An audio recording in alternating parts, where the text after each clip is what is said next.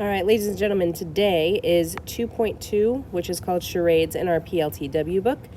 And what this game is kind of like the heads-up game that we have on cell phones, where you have a word on your screen, on your phone, that you put on your forehead, and you try to get your friends to guess what that word is. And when you flip your phone up, it gives you a point. You flip it down, it takes away a point. We have the rubric here on Canvas as well. We have some paper copies in the tech lab. This really is a one-day app. So while you guys are working on charades, we will be grading the Build-A-Body apps up front and any other grades that you might need to be looking into. If you finish with charades and all your other grades are good, you can start on 2.4, which is dynamic lists. Those are only for those of you that feel like you're pretty advanced at this point. So first thing we need to do, go to PLTW, go into App Creators, and we're going to scroll down to Lesson 2.2, which is Programming with Procedures for the Charades game. Over here, we're going to choose to download the 2.2 Charades file. Click Download here. It'll go into your Downloads folder. And then we're going to go into App Inventor, go to Projects, Import from Computer, choose the file, choose File again, go to Recents, and your charades will be right here. I already have it on mine. So when it comes in, this is what it looks like. You can see, looking at the designer view, that you've got a button for the word phrase. And it says click here for word or phrase. You've got a label where your score goes, where it says number of correct guesses. The word phrase label is word or phrase to act out. The item label right now is that empty box. That's where we'll put the word that we're actually looking for our partner to guess. We've got a start timer, reset timer, time left label, skip button, reset game button, a clock, and a player, which has a time's up noise on it. When we go to blocks, there's a lot of code already written for us. So we have a reset game button dot click. What that will do is reset your score to 0, reset the text score to 0. Take the word that we're guessing completely out, set your time left to 30, and turn off your clock. Then we have this one that says reset timer button. That will just reset the timer and nothing else. So it only sets the timer to 30 and then turns the timer off. Part of 2.2 talks about redundant code, and redundant means repeated or unnecessary.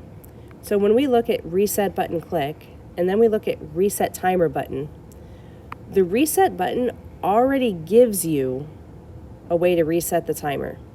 Since it's only a 30-second game, it makes it so this reset timer button dot click is redundant. It's unnecessary to play the game.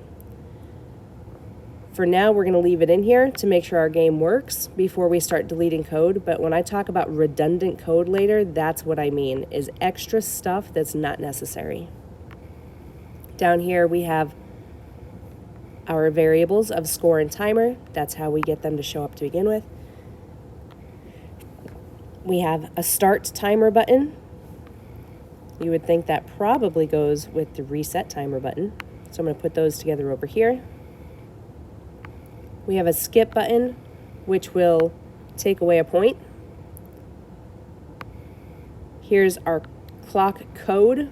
We're not going to want to change our clock code. That's what actually makes our clock go. It's stuff that we've built before and put in the backpack. They decided to give it to us for this particular app. So I'm going to move that out of the way. And that's all we have so far. What that means, I'm not sure if this is going to work on screen recording. Let's try. I want to show you what it looks like on the actual app. So I'm going to connect it to my phone.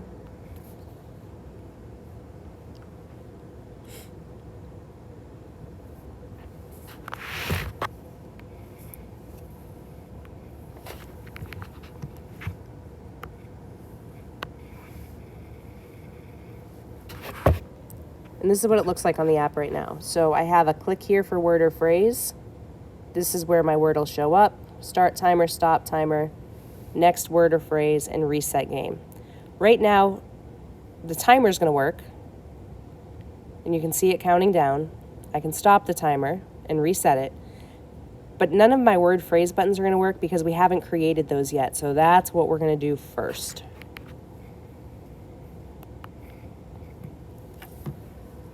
Now, since we want that word or phrase button to change as we go through the list, we're going to have to create a new variable. I'm going to kind of scroll down to some empty space. All right.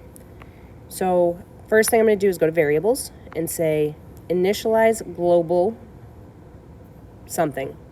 Right now it defaults to name, but this is actually going to be our word list. So that's what I'm going to type into the box.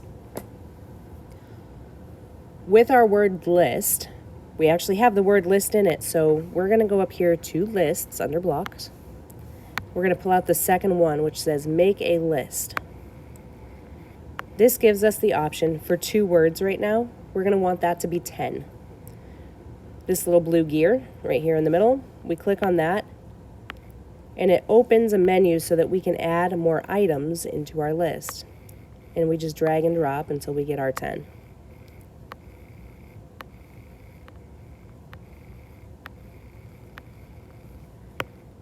Right? So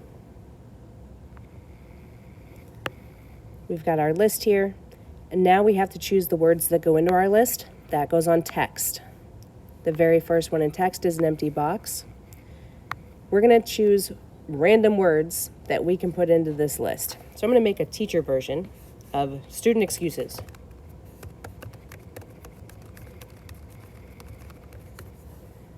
So my first one, student needs to go to the bathroom. That's why they're not doing their work.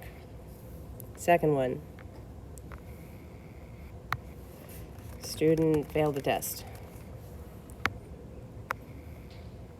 Third one, there was a fire drill.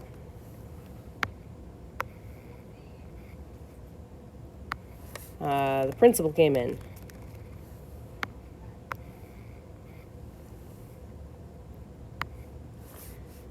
Someone has a crush. Or I probably could have just put gossip in that one. Pencil needs sharpened. So you get the general idea. Get your list of 10 in there, and then go on to video 2.